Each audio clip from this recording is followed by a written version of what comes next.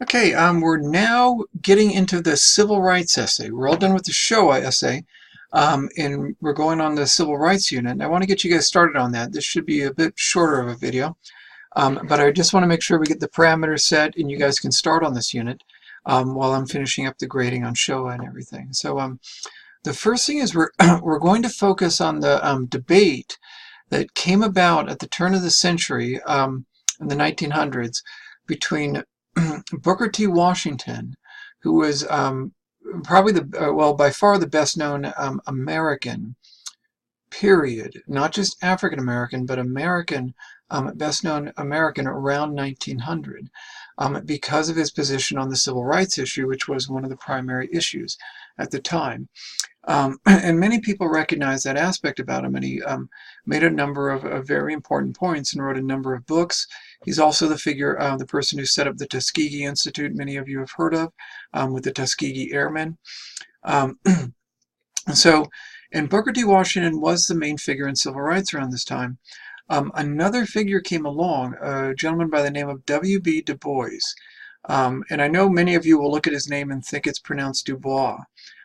He actually did pronounce it Du Bois, but he came from a more academic background, and he took a very different stance on many of the issues that were very important to Washington.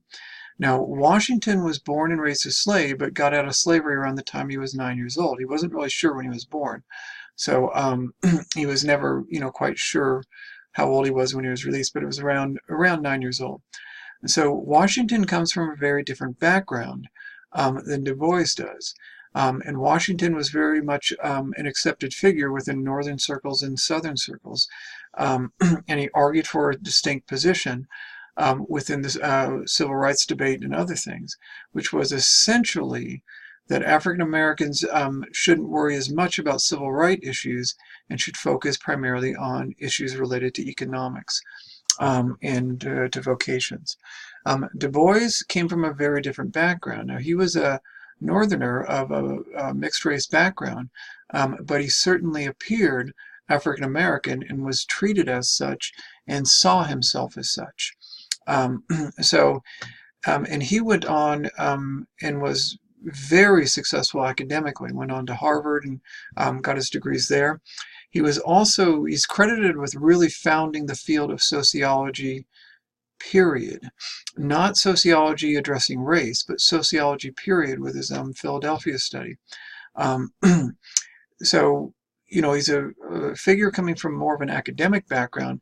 And when he looked at Washington's approach, he said he felt that you should not be putting civil rights off, that they needed to be central to the development of African Americans within the United States.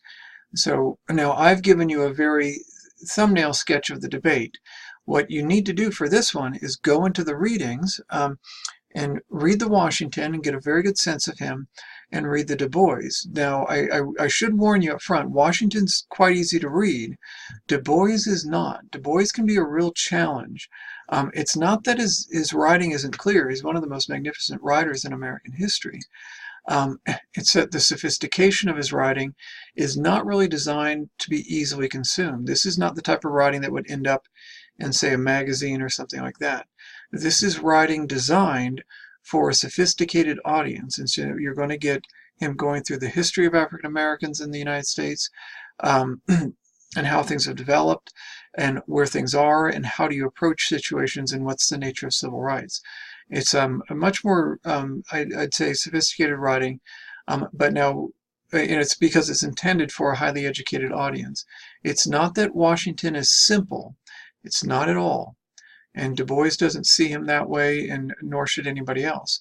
Washington was writing for much more of a popular audience, but his ideas are just as challenging and just as important. What I want you to do is go through the Washington immediately, get through it. He's pretty easy to read, and you'll begin it today on the 23rd. You should be able to summarize it by tomorrow. He's pretty easy to read. If you can undertake the Du Bois as early as possible, if on the 24th, that would be great. But definitely by the 25th, and then summarize him on the 26th, okay? So we're going to get through the Washington Du Bois fairly rapidly, and we need to. So get through them as rapidly as you can. The Du Bois, again, I just want you to know it's going to be a little more challenging, but it's also, quite engaging. You're going to see from this where how these two writers set the foundations of nearly all discussions for civil rights after them. They really did change the nature of it. So you're going to, if you know much about the civil rights movement through the 50s and 60s, you're going to see the foundations of it. It is in the Washington Du Bois debate. Now, I want to be very clear. You will need to take a side. Okay, these two writers, you can't really take a middle ground. It doesn't exist with these two. It really does not. You need to take a side with it, and that's up to you entirely. So these are two of the most influential writers on civil rights, period. Again, in his day, Washington was extremely famous and well, read consistently and everything else. He consulted with presidents and other figures, governors, and everybody else. Du Bois, again, coming from more of a background, from an academic background, has been very influential in the long run. And again, you'll see that. Now, what we're going to do with this essay is put both of these, essentially these civil rights theories, to the test with the writings of Itobe Wells. That's the goal. Now, Itobe Wells was a journalist, and she was writing around this time, a little bit before the turn of the century. You're going to see her writings, her journalism writings from the 1890s. So you'll see those here. And let me take you to them so you can see what we've got here. And here are the civil rights readings. I'll move these up. So when you look at these, you're going to see the Washington, and again, I encourage you to print these out. There's Washington. That's a picture of him from 1899 when he wrote this piece. And again, his writing is very straightforward. I find that students like reading him because he's easier to understand. Don't get the idea that he's simple. He's easier to understand. There's a very important issue going on with the relationship between civil rights and economics. Now, this is Du Bois, and again, it is pronounced Du Bois. He's writing in 1905, and he writes, this is an extremely famous essay in civil rights of Mr. Booker T. Washington and others that Du Bois writes. And it's from the book, The Souls of Black Folks. And he goes through, really goes through the career of Booker T. Washington, but he also goes through the history of African Americans in America and what's gone on with resistance and other things. And he gets into, he makes sentences like, this is a very famous sentence. One wonders what Socrates and St. Francis of Assisi would say to this. That is, by the way, an incredibly elegant sentence. But you have to know who Socrates is and what he's known for. He's a personage in Plato's dialogues. And St. Francis of Assisi, who's known as a nonviolent saint who advocated peace. So he does write to an educated audience. So be aware that don't worry if you don't get some of his allusions and other things. Just keep reading through and go through it as best you can and understand as best you can. I will post videos on both of these men. And then what you're going to come to at the end are the writings of Itobe Wells. Now again, she's writing at the turn of the century, right before it. And these are a series of articles she published in the 1890s. And it goes through the nature of the lynchings and other things that were going on at this time period when Washington and Du Bois were writing. And you'll get a sense of how extensive and brutal the lynchings were. And what I want you to do is consider what Washington's advocating and what Du Bois is advocating. And you will be using Wells and the realities of what she and the others in the African American community were confronting. You will use these realities to pick a side. And again, I want you to try to understand Washington and Du Bois on their own terms as best you can. And again, they're both very comprehensible. Take the time to make sure you understand them, and then take both theories. These are both theories of civil rights, political science theories, and essentially read through the Wells and think, which response is better to this kind of situation? which response can deal with the nature of these lynchings and other things. And you decide. I definitely have my own views, but I want to be very clear, they don't matter. What I want to see is you thinking through the views of both writers and using Wells to decide. Okay, that's what we're going to be doing.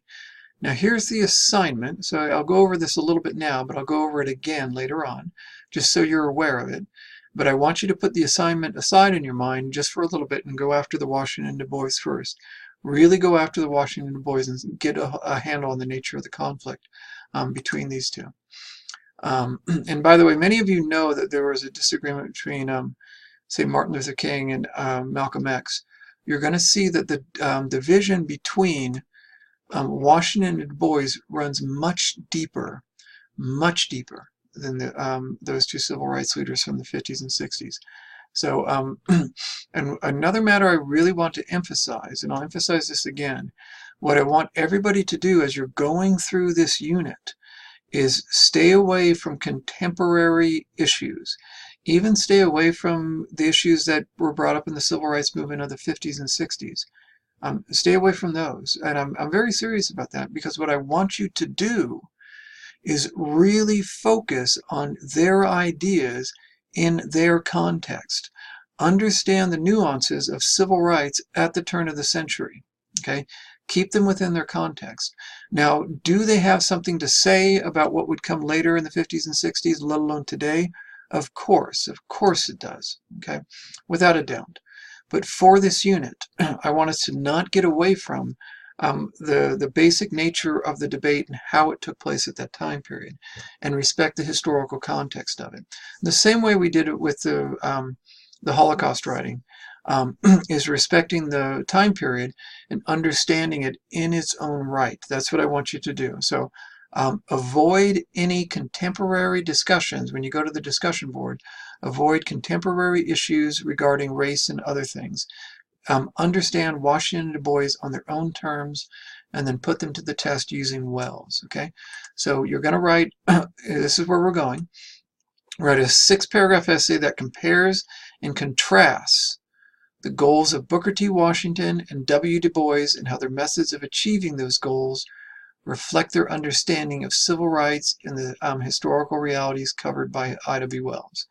Okay, what does that mean from a practical sense for you? That means you should be looking at 1 paragraph on Washington, 1 paragraph on Du Bois, 1 paragraph on Washington, 1 paragraph on Du Bois. That's what you're going to be doing. Okay.